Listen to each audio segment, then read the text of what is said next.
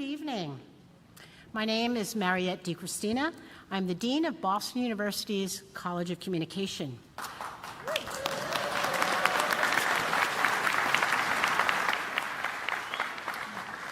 I would like to welcome you here to the ceremony at Boston University. I would like to, but I am not the official welcome speech speaker. The official welcome speech speaker will welcome you. I will delight you by talking about safety. I have been asked to give the traditional long-winded safety speech. So, look around and identify where the emergency exits are located. They may be behind you. For everyone's safety, please do not sit on anyone unless you are a small child. It's good to take photos or videos. It's excellent to put your phone on silent mode. Yay! Now, about paper airplanes. When you throw paper airplanes, throw them safely. Safety first, please. Safety first. You can throw paper airplanes whenever you feel it's appropriate. Use your good judgment. Use your good judgment. And there will be 2 special paper airplane deluges. Now get your paper airplanes ready. I said get your paper airplanes ready, but wait for it. The 35th First Annual Ig Nobel Prize ceremony is about to begin.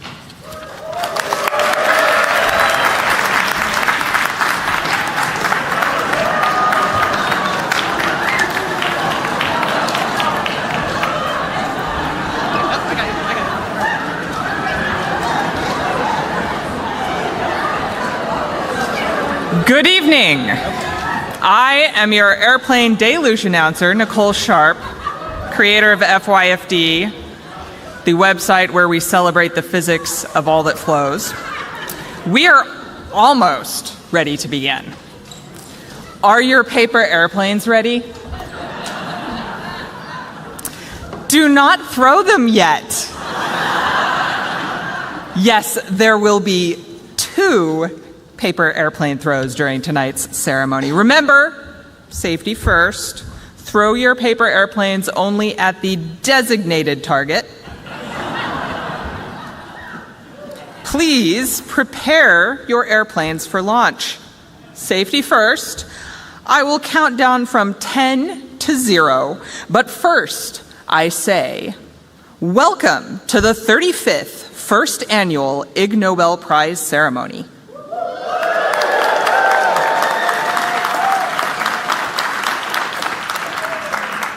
Prepare your airplanes for launch, and please join me in the countdown to launch. T-minus 10, 9, 8, 7, 6, 7, 8, 9, 8, 7, 6, 5, 4, 3, 2, 1, launch. There's antimony, arsenic, aluminum, selenium, and hydrogen and oxygen and nitrogen and rhenium, and nickel, neodymium, neptunium, germanium, and iron, americium, ruthenium, uranium, europium, zirconium, lutetium, vanadium, and lanthanum, and osmium, and astatine, and radium, and gold, protactinium, and indium, and gallium, and iodine, and thorium, and thulium, and thallium. There's yttrium, ytterbium, actinium, rubidium, and boron, gadolinium, niobium, iridium, and strontium, and silicon, and silver, and samarium, and bismuth, bromine, lithium, beryllium, and barium.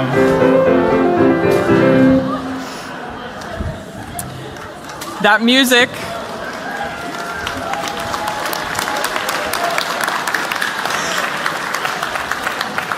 music may be familiar to many of you. Tom Lehrer wrote those meticulously, ridiculously perfect lyrics and recorded that song way back in 1959. Tom Lehrer was in the audience at the very first Ig Nobel Prize ceremony in 1991. He advised and helped with several of the early Ig ceremonies, especially with the operas. Tom died a few weeks ago at the age of 97. We miss him.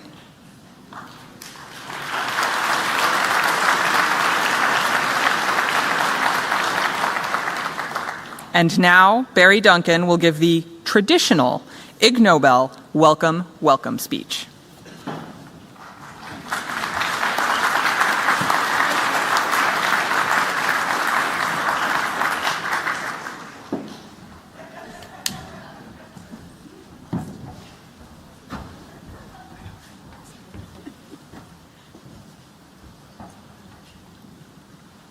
Welcome.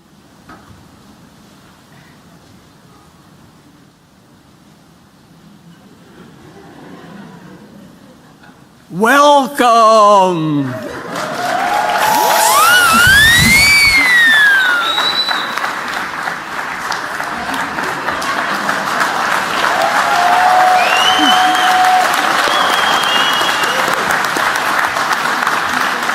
Ladies and gentlemen, and variations thereupon, welcome to the 35th First Annual Ig Nobel Prize Ceremony. I'm Karen Hopkin, creator of the Stud Muffins of Science calendar. Thank you. Tonight, we're going to award the 2025 Ig Nobel Prizes. Soon, we will welcome our most special guests, the new Ig Nobel Prize winners. This year's winners represent many countries and exactly one planet. Now, ladies and gentlemen, literati, glitterati, pseudo-intellectuals, quasi-pseudo-intellectuals, pseudo-quasi-intellectuals, large language models, very stable geniuses, has-beens, hustlers, indigestibles, and the rest of you. May I introduce our Master of Ceremonies, the editor of the Annals of Improbable Research, Chief Airhead Mark Abrams.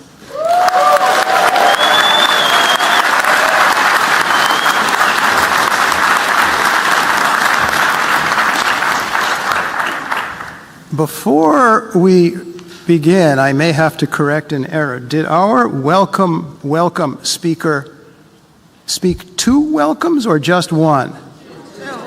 Two? Oh, okay. From over there we could just hear one. Sorry, Barry? One with gusto and a whistle, I'm told. That's fine. All right, tonight, we honor some remarkable individuals and groups. Every Ig Nobel Prize winner has done something that first makes people laugh and then makes them think. The Ig Nobel Prize ceremony is produced by the magazine, the Annals of Improbable Research, and produced in collaboration with the Boston University College of Communications. And special thanks to everyone here in the audience who bought an Ig Glorious ticket, which helps support this. Now it's time for the grand entrance of the new Ig Nobel Prize winners. Will the minor domos please escort the winners into the ceremony?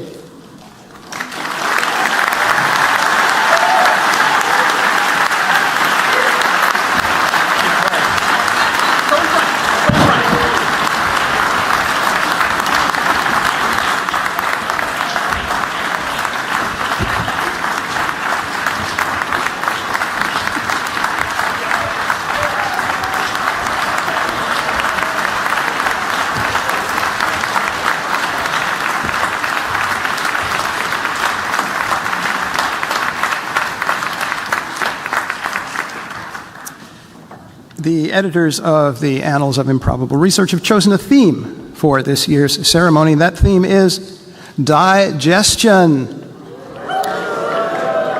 The theme may or may not apply to particular prizes. Tonight, 10 prizes will be given. The achievements speak for themselves. The prizes will be presented to the winners by Nobel laureates. Please welcome the Nobel laureates who will hand out the prizes. Let's give each of them a hand. A 2023 Nobel laureate in chemistry, Mungi Bawendi.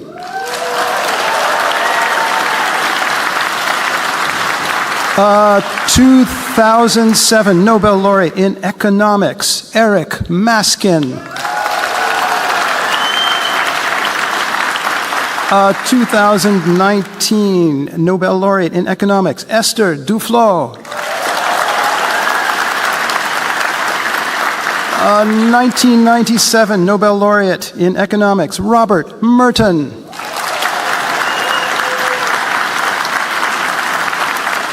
2022 Nobel laureate in physiology or medicine, Svante Pääbo.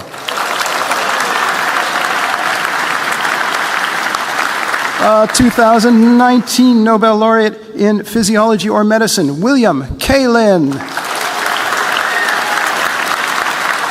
1990 Nobel laureate in physics, Jerome Friedman, is again unable to be here tonight, but here he is via the magic of recorded video. Congratulations. I hope you are enjoying this as much as I am. Thank you, Professor Friedman. Specially edited recording of the ceremony will be broadcast on Public Radio's Science Friday with Ira Flato program on the day after Thanksgiving.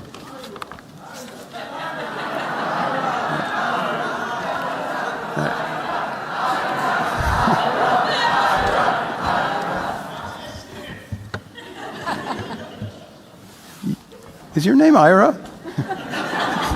Thank you. As you know, we used to have a problem in this ceremony. Many of the speakers would exceed their allotted time. Here's how we have traditionally solved that problem. Please welcome the charming, delightful, ever so cute, 8-year-old Miss Sweetie Poo.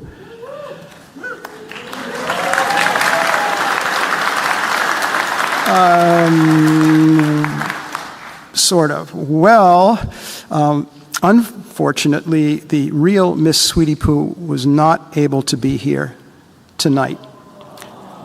And so the role of Miss Sweetie Poo will be performed by a last-minute, older, larger substitute. Our Major Domo, Gary Dreyfus.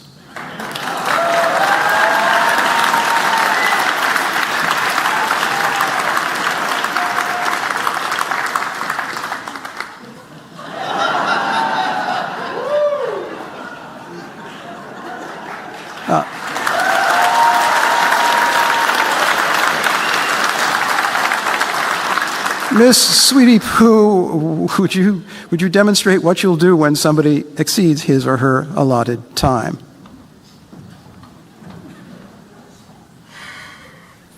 Please stop, I'm bored. Please stop, I'm bored. Please stop, I'm bored. Please stop, I'm bored. Please Thank stop. you. Thank you, Miss Sweetie Poo. Now, Please Miss Sweetie stop, Poo. I'm bored. Thank you, Miss. Please Thank you, stop, Miss. I'm Thank bored. you. Please stop. Thank you. I'm Thank you, Miss bored. Sweetie Poo. Thank you. And now let's get it over with, ladies and gentlemen, whoever, the awarding of the 2025 Ig Nobel Prizes. We're giving out 10 prizes. The winners come from many nations. This year's winners have truly earned their prizes. Karen, tell the winners what they've won. Thank you, Cupcake. This year's winners will each receive an Ig Nobel Prize. Now, ladies and gentlemen, I will show you the coveted Ig Nobel Prize. This year's prize is a model of a human stomach. The two sides of the stomach each resemble a human face. One face is happy, and one face is grumpy.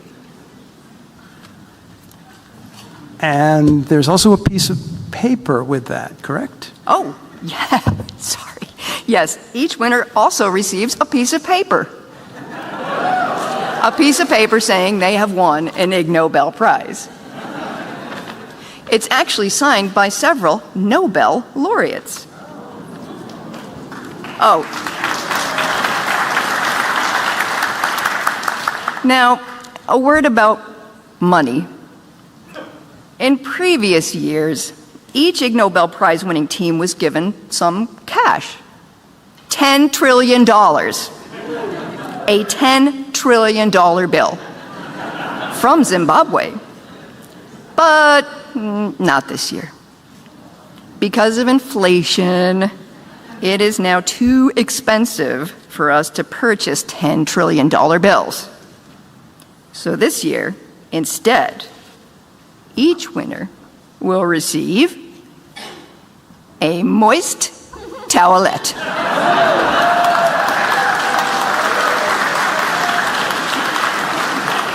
Karen, would you please demonstrate the moist towelette?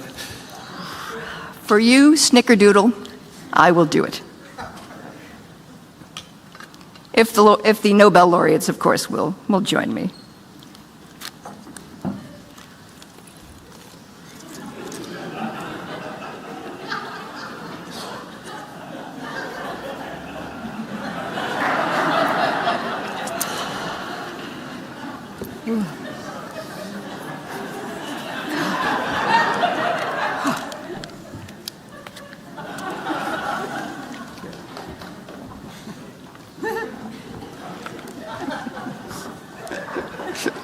Thank you, Karen. This year,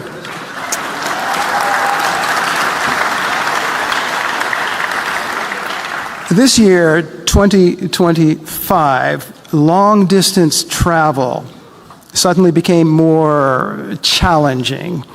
Some of the prize-winning teams are not able to come to the ceremony. So instead, each of those teams sent an acceptance speech. And those acceptance speeches will be read aloud on their behalf during this ceremony by Nobel laureates. And now, here are the 2025 Ig Nobel Prize winners. The Literature Prize.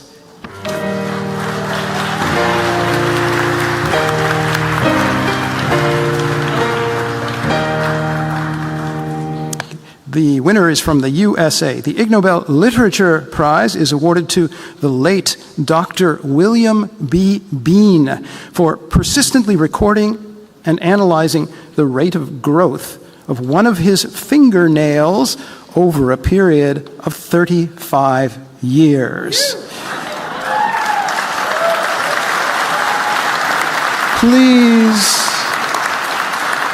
Please welcome Dr. Bean's son, Bennett Bean, who will accept the prize on behalf of his father.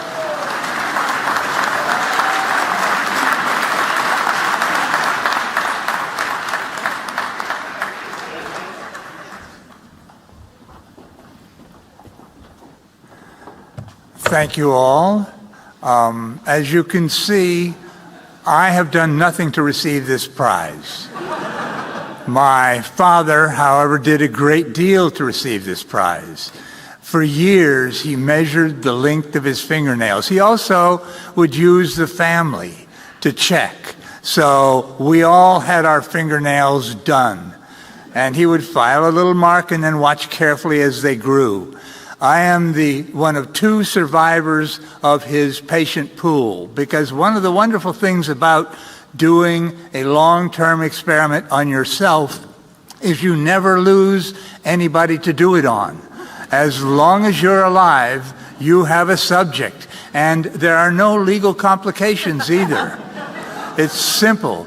You're there, your fingernails are there, and you can continue endlessly to measure them.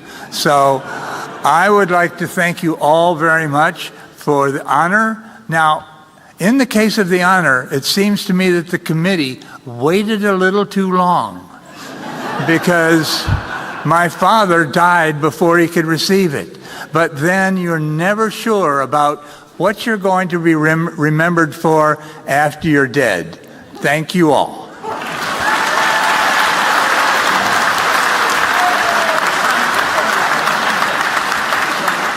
The Psychology Prize.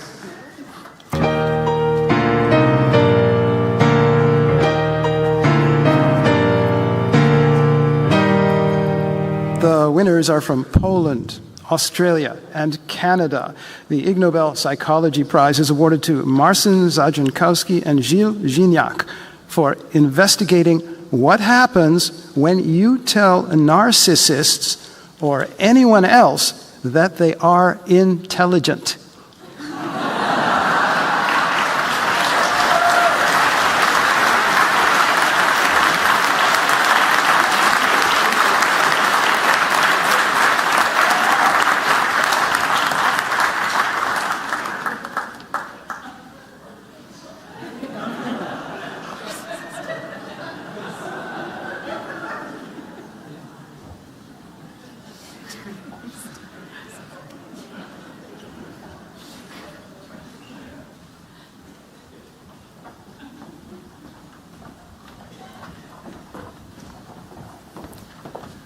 Okay, Gilles, so this is how the Ig Nobel audience looks like.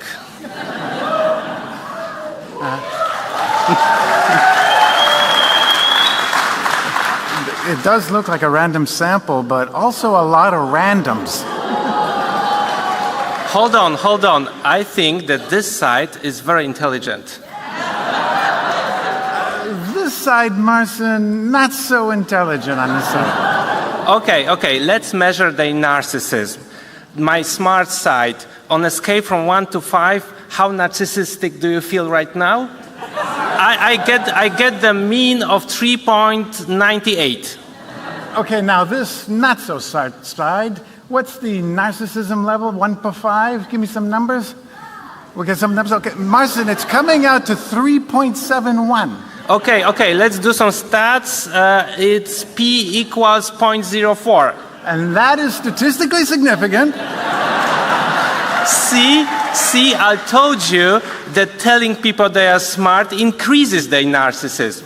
In conclusion, if you're special and you know it, clap your hands. If you're special and you know it, clap your hands. If you're special and you know it, and you really want to show it, if you're special and you know it, clap your hands.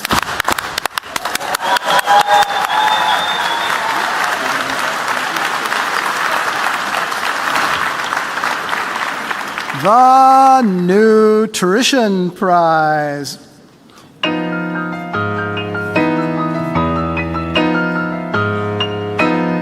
The winners are from Nigeria, Togo, Italy, and France. The Ig Nobel Nutrition Prize is awarded to Danielle Dendi, Gabriel Senyabeto, Roger Meek, and Luca Luiselli for studying the extent to which a certain kind of lizard chooses to eat certain kinds of pizza.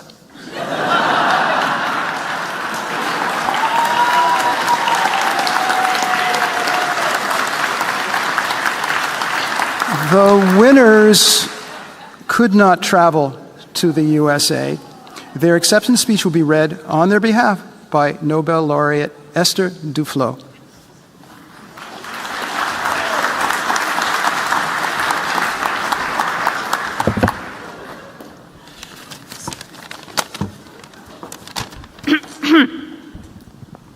This is the acceptance speech for the 2025 Ig Nobel Nutrition Prize. It was written by one of the co-winners, Luca Luiselli. I'm delivering the speech on his behalf as well as on the behalf of the French person, which I can. Dear organizers, dear all, thank you so much. I am deeply honored and slightly confused to receive the Ig Nobel Prize.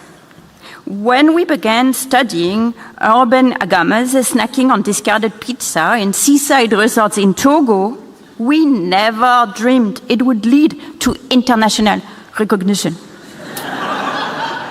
Of course, as every good Italian, I knew that 4 cheese pizza is irresistible. But honestly, our lizards did really well. Better than any Italian lizard. My colleagues, Professor Gabriele Senyabeto and Dr. Roger Meek and Danielle Dendi, and I, simply wanted to answer the age-old scientific question. What happens when a lizard discovers cheese and carbs? Now we know. And the answer is, they behave like Italians. I want to thank my dedicated team of researchers who endured sunburns, pizza cravings, and one particularly aggressive seagull. A special thank to the agamas themselves for their bold dietary choices and unapologetic love of cheeses. This work proves that adaptation, like science, can be strange, surprising, and occasionally delicious. May we all continue to pursue questions that first make us laugh and then make us think. Thank you very much for the appreciation.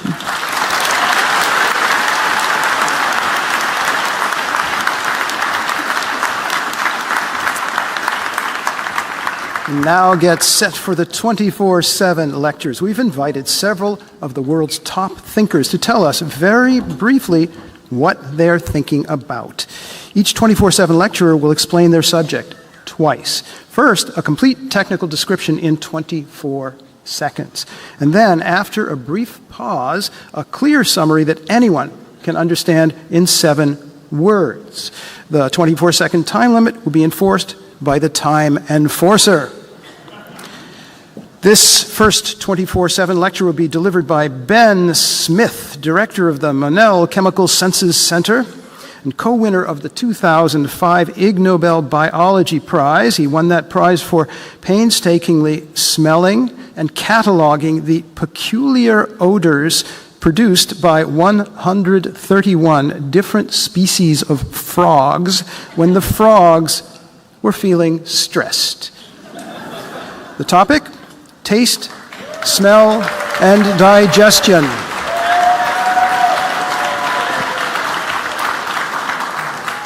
First, a complete technical description of the subject in 24 seconds. On your mark, get set, go. Smell and taste play critical roles in the cephalic phase of digestion, initiating salivation and gastric secretions before food even enters the mouth. Olfactory and gustatory stimuli trigger neural pathways that prime the gastrointestinal tract. Interoception, the sensing of internal bodily states, regulates digestive feedback, modulating enzyme release, motility, and satiety signals. Together, these systems integrate sensory input with physiological responses to optimize nutrient breakdown and absorption. And now, clear summary that anyone can understand in 7 words. On your mark, get set, go. Brain to gut, we've got incoming snacks.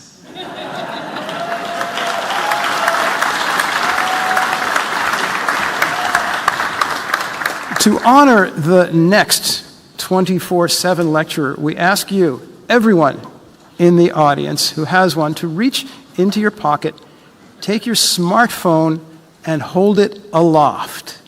Okay, everyone here on the stage, you too. This 24/7 lecture will be delivered by Tricia Pasricha, gastroenterologist at Beth Israel Deaconess Medical Center, an instructor of medicine at Harvard Medical School, and co-author of the medical study titled Smartphone Use on the Toilet and the Risk of Hemorrhoids.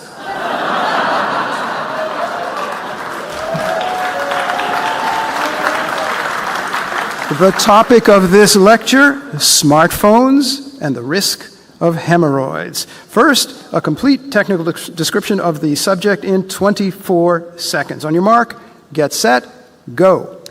We conducted a cross-sectional study of adults undergoing screening colonoscopy and observed that the majority reported employing portable handheld computing devices during defecatory episodes. A multivariate logistic regression model demonstrated that defecation-associated computing device utilization was independently associated with a 46% increased odds of endoscopically verified hemorrhoidal disease.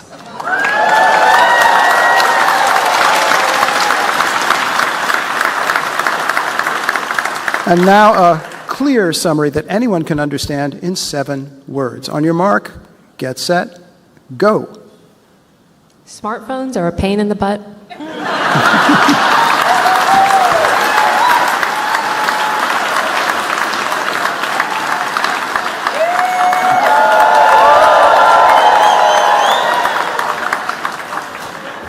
Every year, the Ig Nobel Prize ceremony includes the premiere of a mini opera. This year's mini opera is about digestion.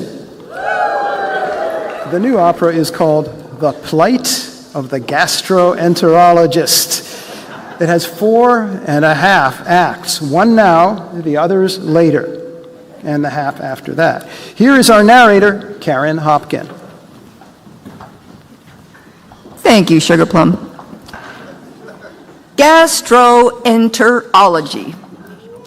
Gastroenterology is a difficult profession, distressingly difficult.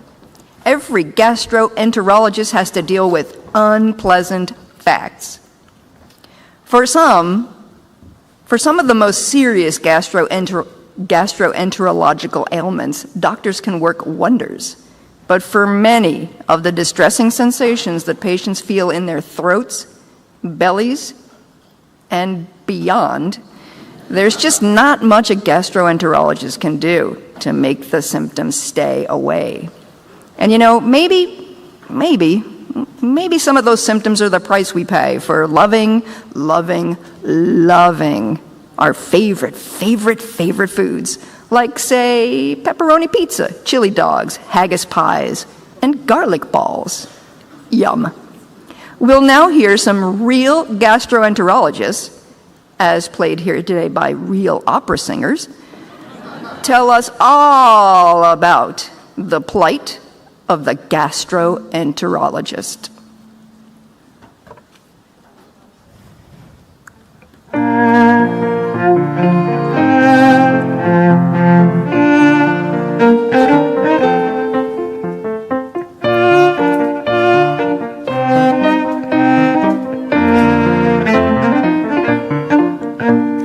Yes, indigestion is difficult to treat. Symptoms I often meet often get worse when a person makes them worsen because of what they eat. When you stuff chocolate in your mouth, that can be delightful.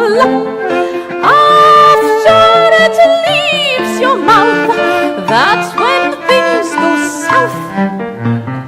Mucus and misery, gurgling and gagging. What started as a chocolatey joy starts to annoy. Down, descending, down the chocolate goes. Thus an esophageal start, here's how it flows. This is just the start of messiness. First comes the stomach, then the distress. Some stomach acid gets into the stew. Some stomach enzymes too help make it brew. Some stomach muscles do what muscles do. Yes, and those muscles make the mess coalesce.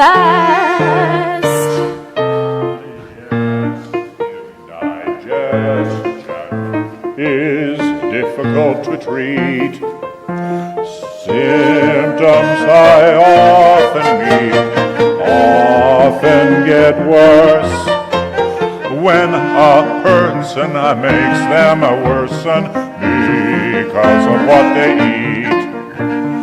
When you eat a pepperoni pizza, maybe with some garlic, after you wolf it down, what you done completes a prelude to misery, cramping and heartburn, bloat, also belching flatulence galore, and maybe more in the intestines.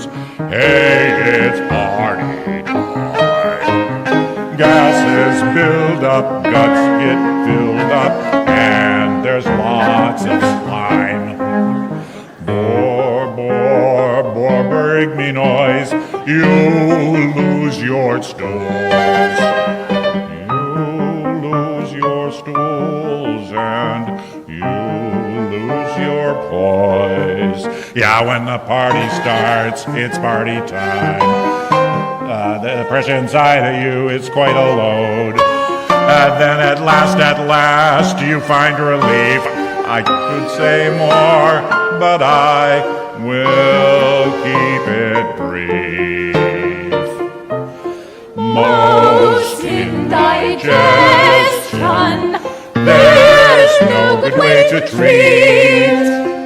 Each person whom I meet has some unique malady they must tell me, but oh, I am stuck curing most digestive ailments. Please just luck.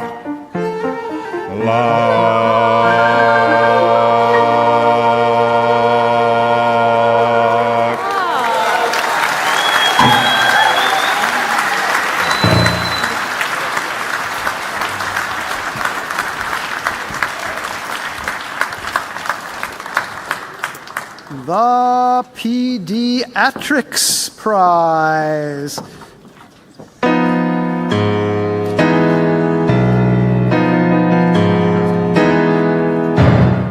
The winners are from the USA. The Ig Nobel Pediatrics Prize is awarded to Julie Manella and Gary Beecham for studying what a nursing baby experiences when the baby's mother eats garlic.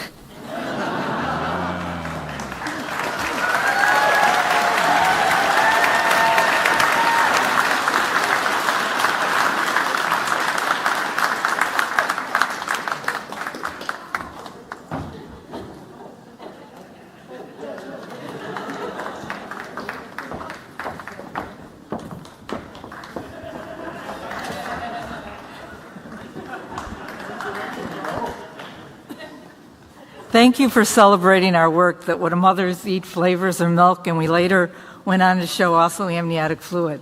At the time, mothers were advised to eat a bland diet for fear the baby would reject her milk. On the contrary, infants savored the flavor of garlic and other flavors in which she ate. In other words, don't dismiss mothers and don't dismiss garlic. Gary?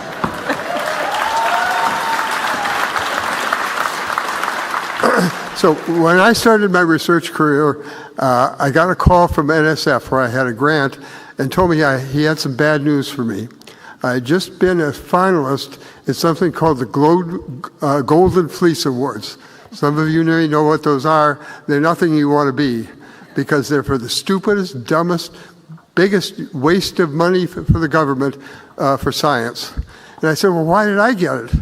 And he said, well, your title in your grant was about guinea pigs, sex, and smell. And that was sufficient. So luckily, I didn't get the final award, thank goodness. But this is sort of the culmination of that, where I've given up on the sex and the guinea pigs, but stuck with the smell.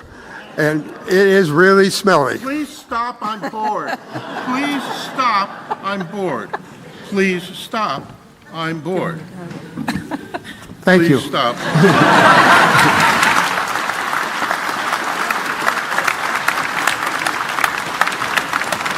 The winners have brought a special gift for each of the Nobel laureates, personally selected heads of garlic.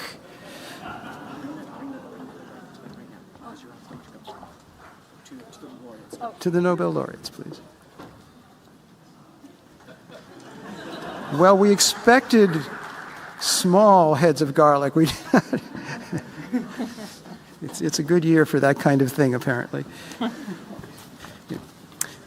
The Biology Prize.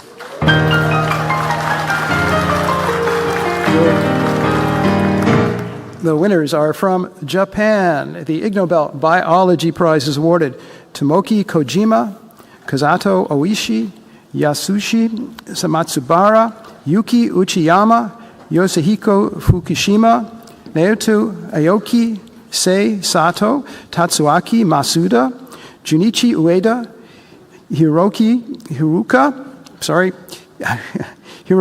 Hiroka, and Katsutoshi Kino for their experiments to learn whether cows painted with zebra-like striping can avoid being bitten by flies.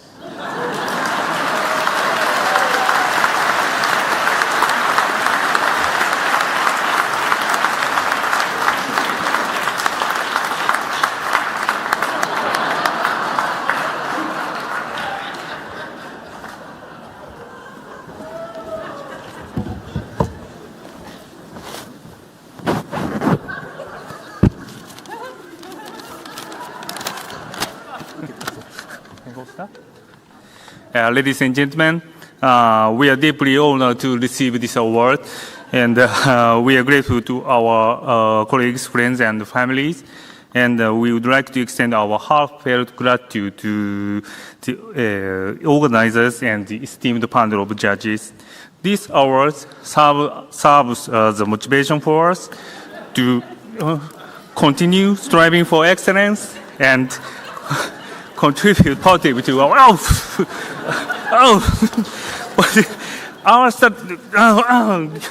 irritating me.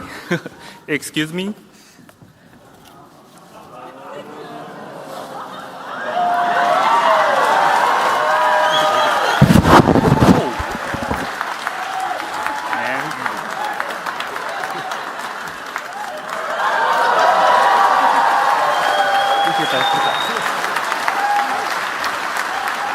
Okay, we demonstrated that,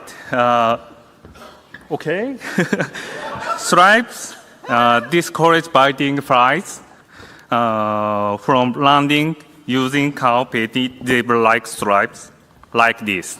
Thank you very much.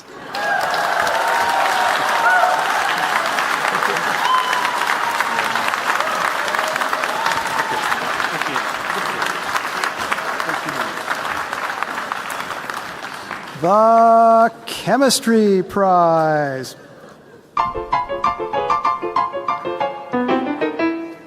The Ig Nobel Chemistry Prize is awarded to Rotem Naftalovich, Daniel Naftalovich, and Frank Greenway for experiments to test whether eating Teflon, a form of plastic more formally called polytetrafluoroethylene, is a good way to increase food volume and hence satiety without increasing calorie content.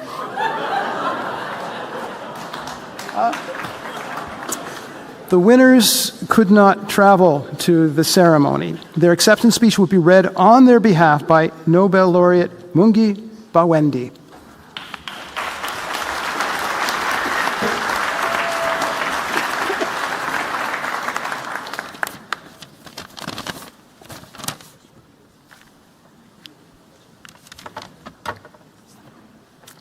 This is the acceptance speech for the 2025 Ig Nobel Chemistry Prize. It was written by co-winner Rotem Naftalovich. I am delivering this speech on his behalf.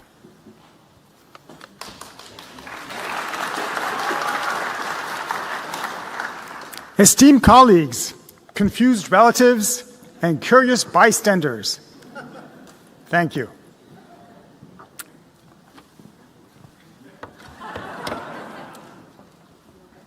I am deeply honored to receive the Ig Nobel Prize for research that makes people laugh, that makes them think, and occasionally makes them question my judgment.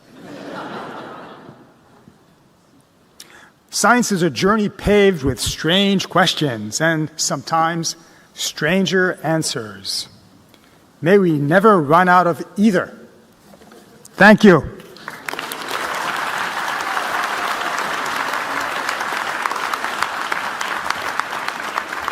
It's time for more 24/7 lectures. This 24/7 lecture will be delivered by Deborah Anderson, Professor of Obstetrics, Gynecology and Virology, Immunology and Microbiology at Boston University's Chobanian and Avedisian School of Medicine, and co-winner of the 2008 Ig Nobel Chemistry Prize. She won that prize for discovering that Coca-Cola is an effective spermicide under some conditions. The topic, cola. First, a complete technical description of the subject in 24 seconds. On your mark, get set, go. When Coca-Cola was invented in 1888, it contained a potent mix of cocaine and caffeine and was marketed as a medicinal syrup for the treatment of morphine addiction and an array of neurologic and digestive disorders. The cocaine was removed in 1906 and carbonated water was added, transforming it into the iconic drink we know today. Over 1.8 billion drinks are sold each day on Earth. And now a clear summary that anyone can understand in 7 words. On your mark, get set, go. Coca-Cola, refreshing spritzer or mysterious elixir?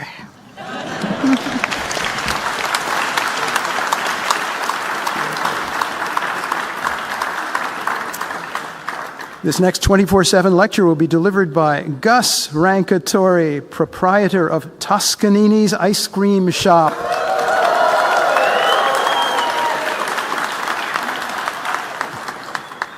The topic, ice cream.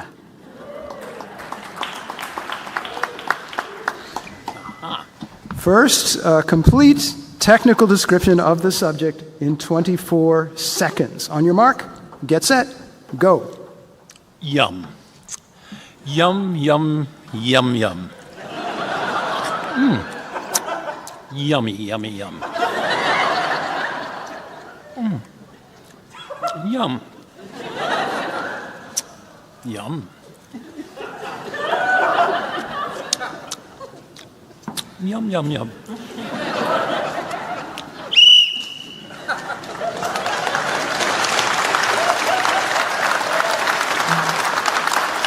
And now a clear summary that anyone can understand in 7 words. On your mark, get set, go. Yum. Yum, yum, yum.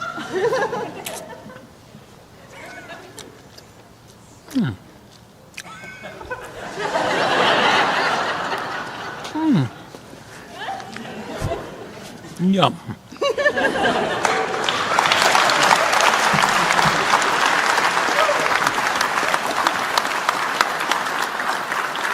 And thanks to Gus, the minor domos are now going to serve ice cream to the Nobel laureates.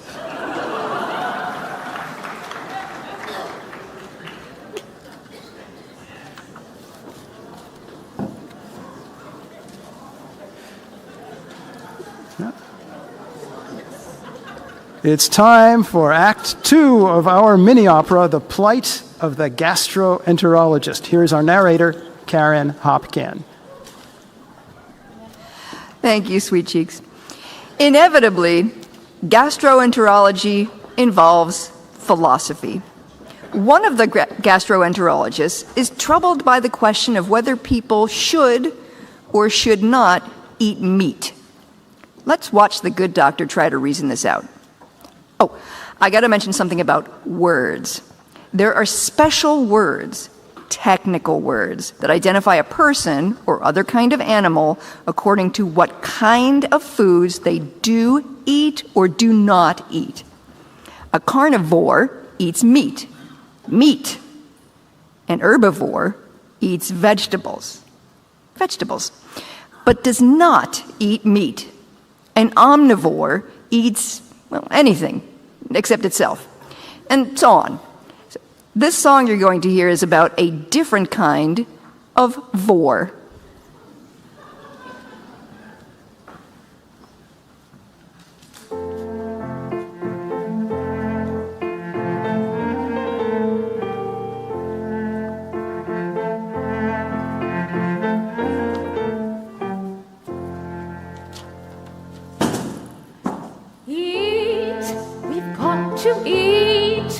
what to feed our gut.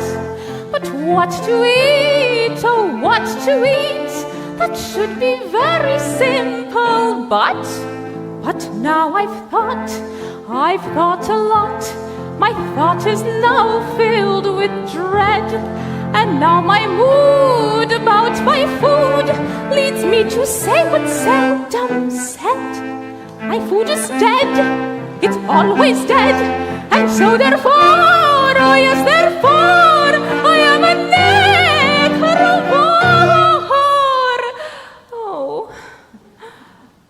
Oh, and so are you. Yeah, all the food that you chew, on which you thrive, it's not alive. Yes, you are necrovoric too. The food we eat, that food is dead. It's like I said, that food is dead. Each time we dine, we are so necrovoric. Then, after we die, we will become tasty treats for all those worms and all those germs. The remnants make delicious eats. Worm germy stools as molecules are part of vegetables. Each leafy green you've ever seen, we all eat bellyfuls. Oh, what a hoot! Reconstituted people live in our food, so vegan dreams aren't what they seem. Sorry if what I said seems rude.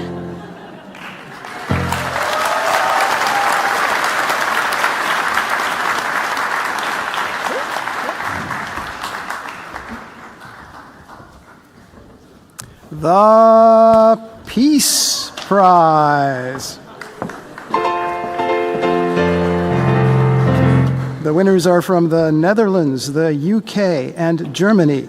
The Ig Nobel Peace Prize is awarded to Fritz Renner, Inga Kersbergen, Matt Field, and Jessica Werthmann for showing that drinking alcohol sometimes improves a person's ability to speak in a foreign language.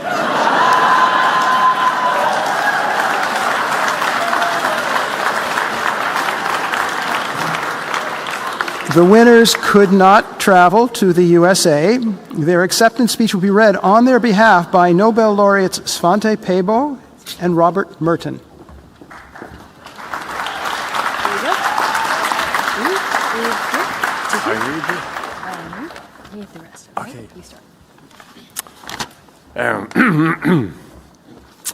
This is the acceptance speech for the 2027 Ig Nobel Peace Prize. I'm delivering this speech on their behalf, as you understand. We made an important discovery. Drunken Germans usually pronounce Dutch better than sober Germans. And it's not just that the drinkers thought their Dutch was better. Independent raters judged their pronunciation as clearer. Like many great scientific ideas, the idea of this study actually came up at an international conference in the evening at a bar. It started with colleagues from different countries speaking different languages and sometimes joking. I swear I speak better Dutch after a glass of wine. Rather than leaving it at that, we decided to test it properly.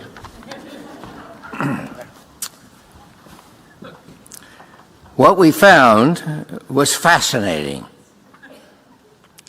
A low dose of alcohol, less than a pint of beer, did make people think they spoke Dutch better. But independent raters actually judged their pronunciation to be clearer. In short, a small sip seemed to boost confidence without making the words fall apart. Now, before anyone rushes to claim language lessons as tax-deductible bar bills, let us stress, we do not recommend alcohol as a tool to learn a new language. At higher doses, it seriously impairs memory, attention, and behavior. The very skills you need to learn a language, and frankly, to function in everyday life. So thank you again for this recognition. We take the science seriously, even if we started with a laugh over a drink. We want to thank our co-authors, Inge Kirchbergen and Matt Field, as well as everyone who supported this research, most of all the students who were involved in the study and data collection. Thank you.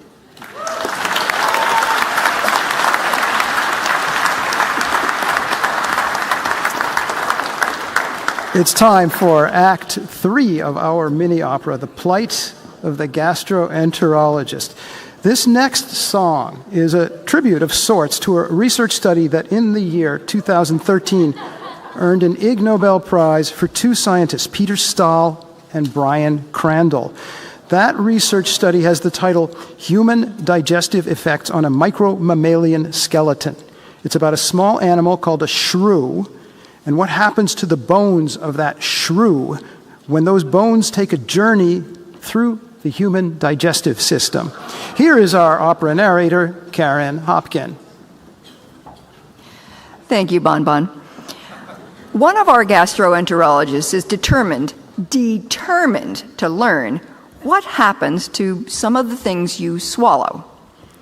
Here's a specific question. What happens when you swallow some bones? Can they make it all the way through the entire journey? Will those bones survive all the way to emerge into the great outdoors? The only way to find out is by experiment. Okay, Doc, you do your experiment. The rest of us, we'll just sit here and rest our bones. But you go ahead. Bon appetit.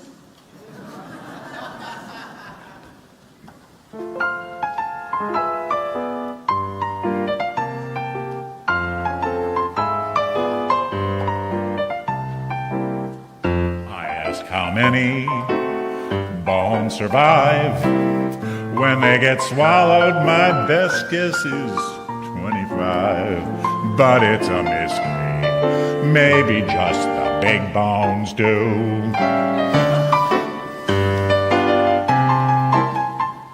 They get digested to some degree. I'm gonna test it, no guesswork, let's really see. To solve the mystery, watch me swallow a shrew.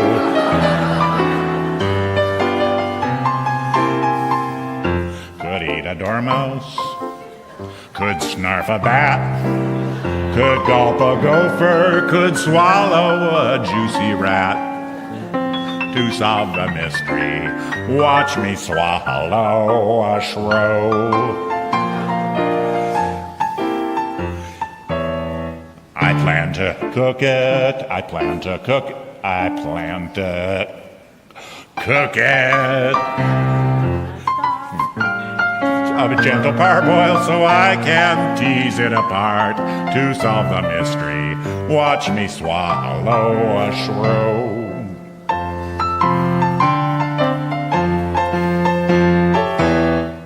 But no chewing, nothing doing, will not crunch it, mustn't munch it. My teeth will never touch the bones, I promise. It could be bitter, it could be sweet, it could be fragrant. It's got fur and it's got 4 feet. To solve the mystery, watch me swallow a shrew.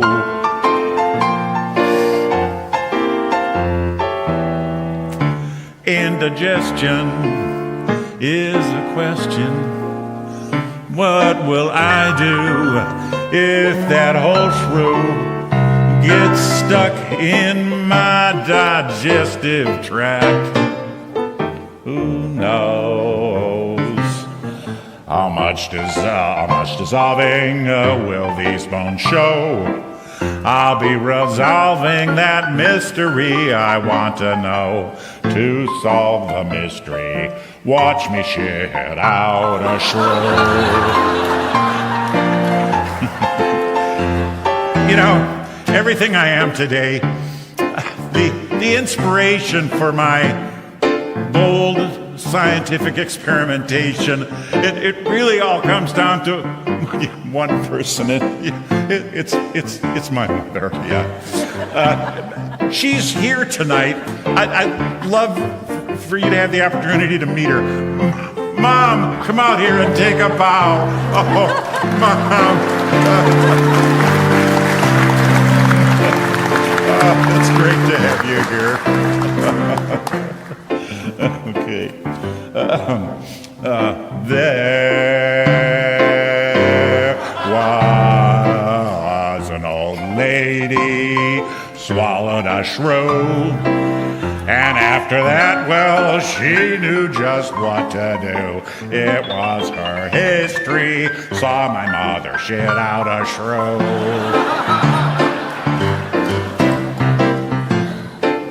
What?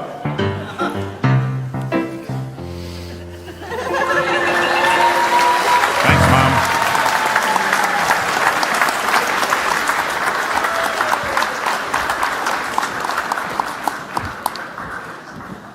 The Engineering Design Prize.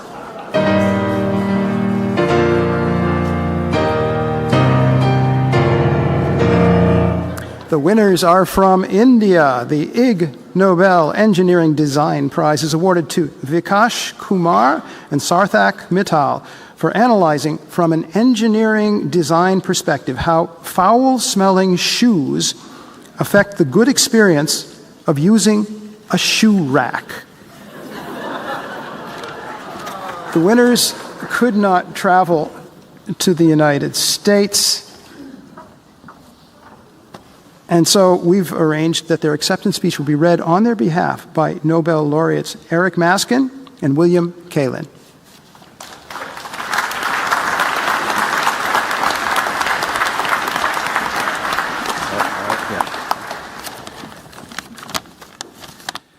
So this is the acceptance speech for the 2025 Ig Nobel Engineering Design Prize. It was written by co-winner Vikash Kumar, and I am delivering this speech on behalf of Vikash Kumar. Namaste. It took a few emails from Mark and even a video call to convince us that it was not a prank. So thank you, Mark, the review members, and Susan Canny, who thoughtfully ordered lavender sachets for our shoe rack. We'll collect them when we meet you. Beyond the fun and laughter tonight, let us briefly paint a picture to show the seriousness of the problem. Imagine you're on a plane or a bus and your fellow passenger decides to get a little more comfortable by removing their shoes. If they're smelly, a part of you experiences hell. No perfume can mask it. Sometimes it makes a worse cocktail. This project began as a student assignment by my co-author, Sarthak, who noticed shoes kept outside hostel rooms. At first, we thought it was simply due to a lack of shoe racks, but soon we discovered the real reason, the smell. One student even joked, either the shoe stays in the room or we do.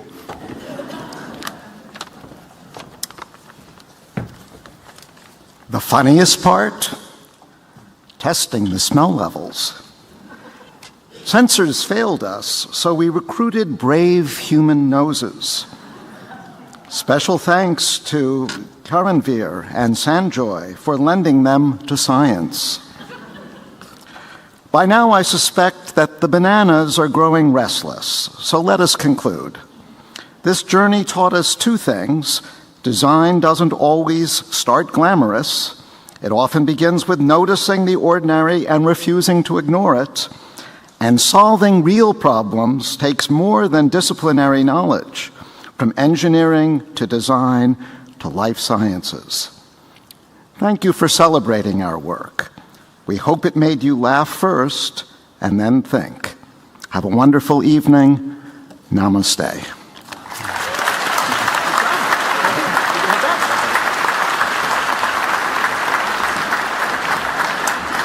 The winners have arranged a special gift for each of the Nobel laureates. A fragrant shoe.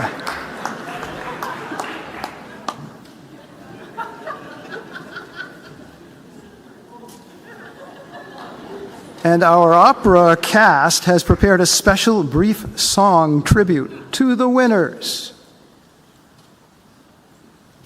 Cast? Excuse me. Singers?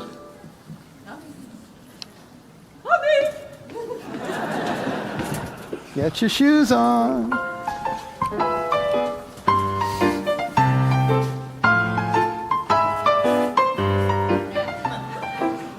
When I get hungry, here's what I do.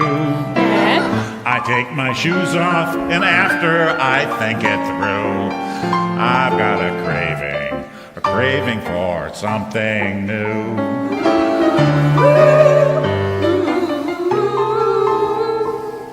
I need some soul food. Yeah. Good solid stuff. What? Nothing too fancy, just something that's good enough. I have my craving. I am gonna swallow my shoe. But if that shoe stinks, if that shoe stinks, P-U, then I will never eat that shoe. No way.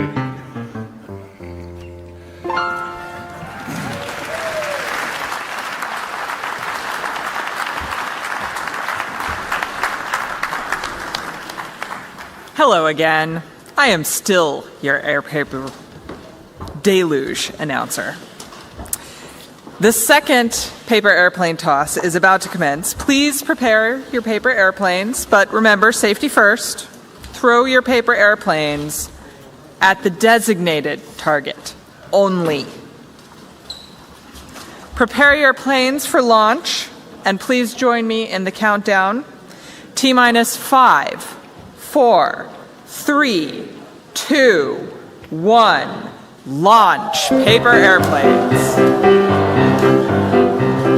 There's holmium and helium and hafnium and erbium and phosphorus and francium and fluorine and terbium and manganese and mercury, molybdenum and magnesium, dysprosium and scandium and cerium and cesium and lead, praseodymium and platinum, plutonium, palladium, promethium, potassium, polonium and tantalus, technetium, titanium, tellurium and cadmium and calcium and chromium and curium. There's sulfur, californium, and fermium, berkelium, and also mendelevium, einsteinium, nobelium, and argon, kryptonium, radon, xenon, zinc, and rhodium, and chlorine, carbon, cobalt, copper, tungsten, tin, and sodium.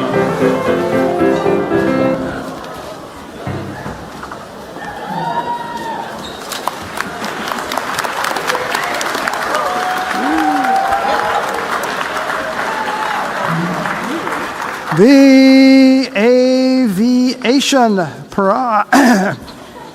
I'll start over. The Aviation Prize. The winners are from Colombia, Israel, Argentina, Germany, the UK, Italy, the USA, Portugal, and Spain. The Ig Nobel Aviation Prize is awarded to Francisco Sanchez, Mariana Melcon, Carmi Corinne, and Barry Pinchot for studying whether ingesting alcohol can impair bats' ability to fly and also their ability to echolocate.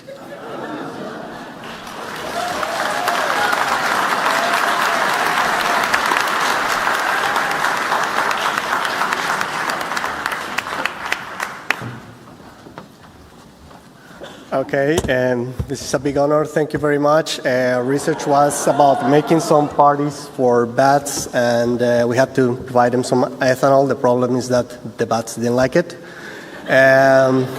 Thanks very much for those people who thought our research was enlightening and mildly ridiculous. And of course, to our families that have been supporting these nocturnal obsessions. Robert Dudley inspired most of the research we did at that moment, and Bert Kotler helped us with some foraging theory. And of course, Unijanos helped me getting here, so that's pretty important. And what's that? Oh, crap. Okay, Mr. Bat, are you okay? Well, yes, I think I am. You look a bit strange. You are flying kind of funny and you're speaking kind of gibberish. Really? Yeah, you look nervous too.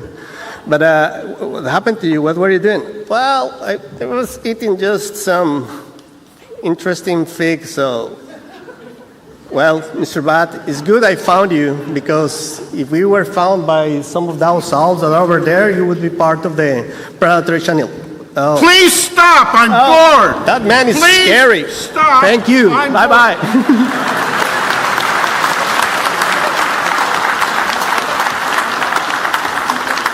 The Physics Prize. The winners are from Italy, Spain, Germany, and Austria.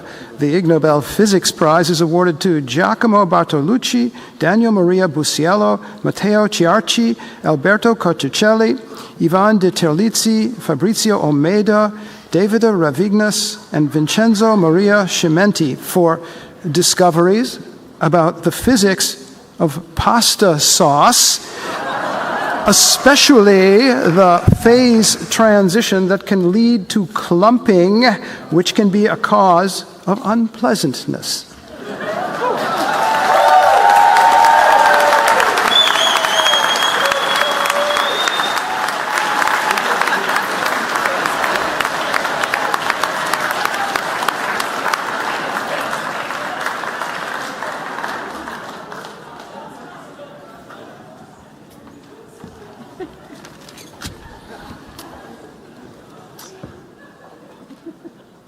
We know you all might think that this work confirms all the stereotypes about Italians, like that we only think about food.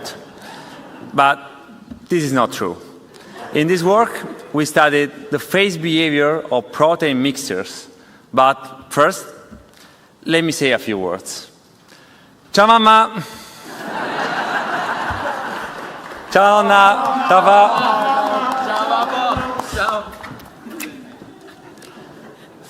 A perfect ketchup pepe is characterized by a silky and creamy sauce that makes this dish delicious and iconic.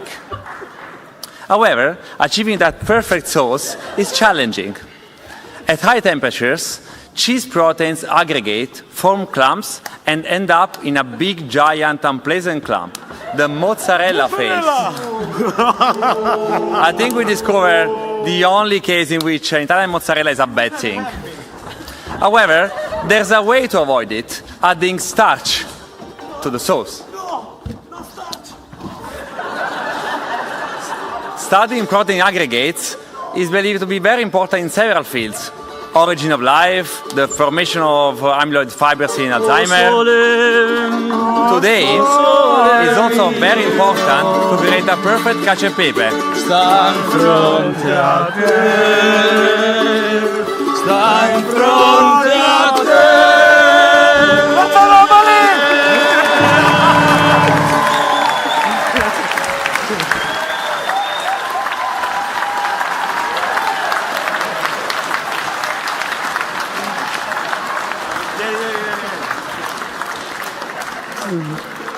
The winners have prepared special gifts for the Nobel laureates.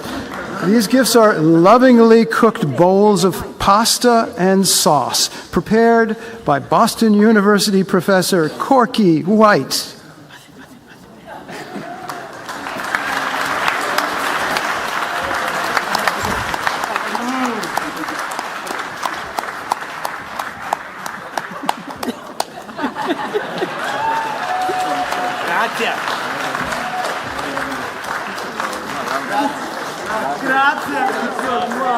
Ciao mamma!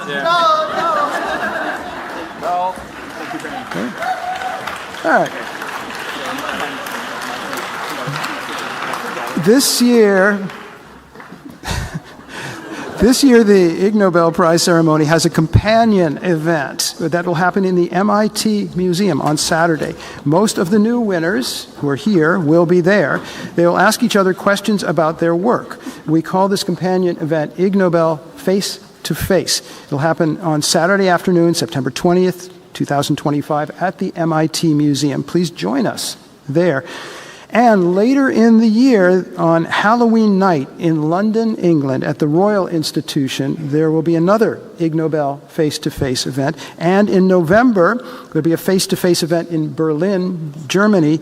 And in January, there'll be a face-to-face event in Tokyo, Japan, in the Mirai-kan Science Museum. The organizer and host of the Tokyo event is here with us tonight. Here he is, Kiyoshi Furusawa. Take a bow, Kiyoshi.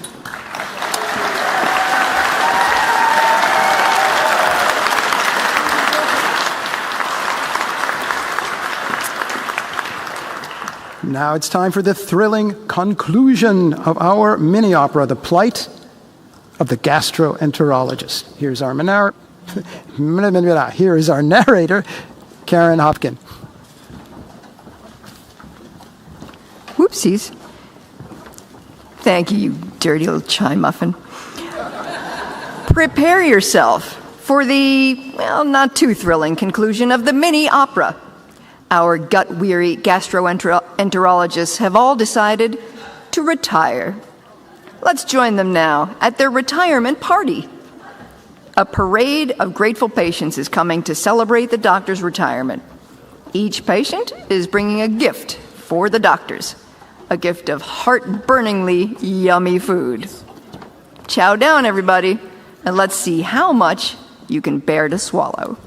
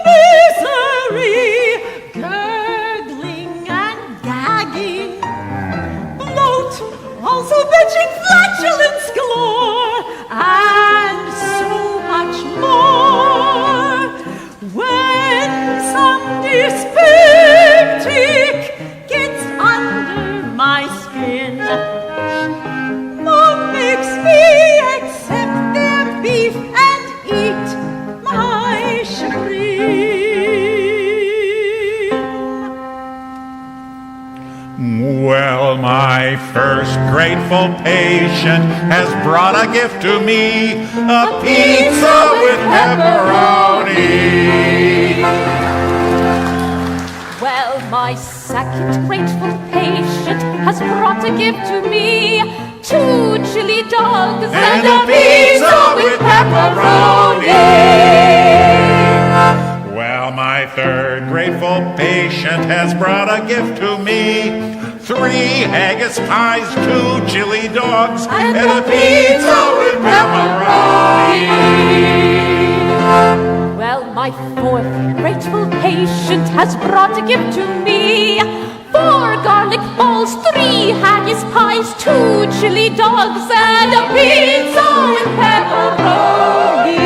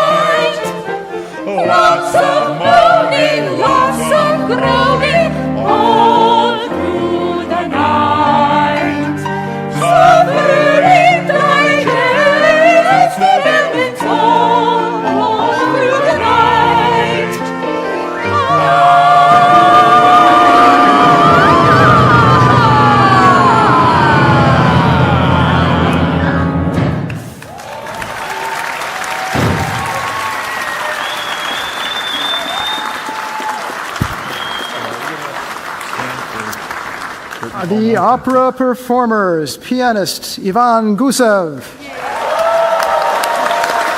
cellist Dr. Julie Ryman, cardio accordionist Dr. Thomas Michel, gastroenterologist singer and our opera director Maria Ferrante, gastroenterologist singer Dr. Abby Schiff, gastroenterologist singer Pooja Uzgankar, gastroenterologist singer Ted Sharp,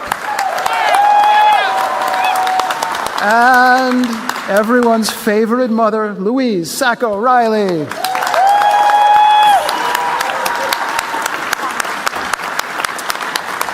We ask all the winners, all the Nobel laureates, the 24/7 lecturers, and the other ceremony participants to gather here now on stage for a pointless photo opportunity. Please line up here. Get your smartphones out again. Domos, if you could help with this.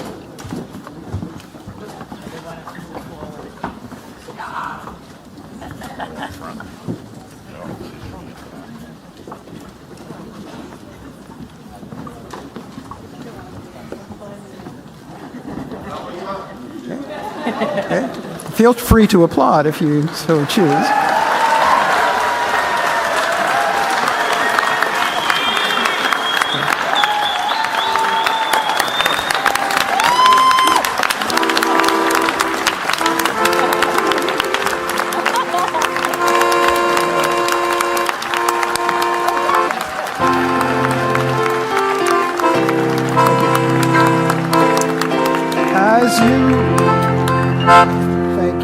As you leave the lecture hall, please help us tidy up. There are a few paper airplanes here. If you see a stray paper airplane, please gather it and maybe ask an Ig Nobel Prize winner to sign that paper airplane, transforming it into a historic item. Now, Barry Duncan will give the traditional Ig Nobel goodbye speech, if he can find a way to get over here.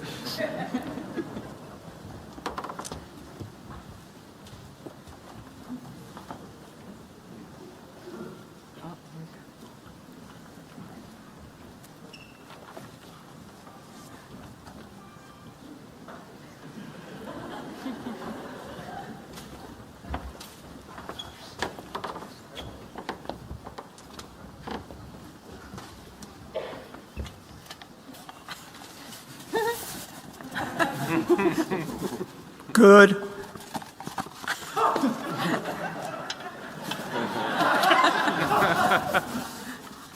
Bye.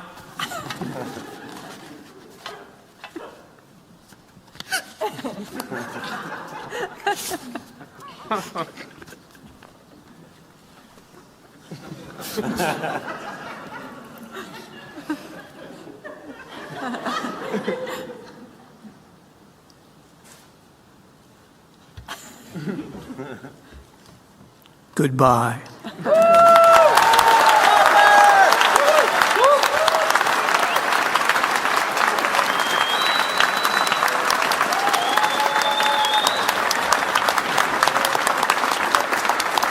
Thank you for joining us at the 35th First Annual Ig Nobel Prize Ceremony. We estimate that next year's ceremony will be the 36th First Annual Ig Nobel Prize Ceremony.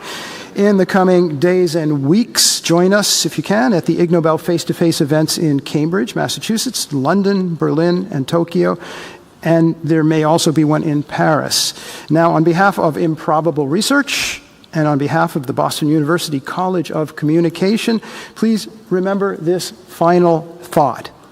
If you didn't win an Ig Nobel Prize this year, and especially if you did, better luck next year. Thank you.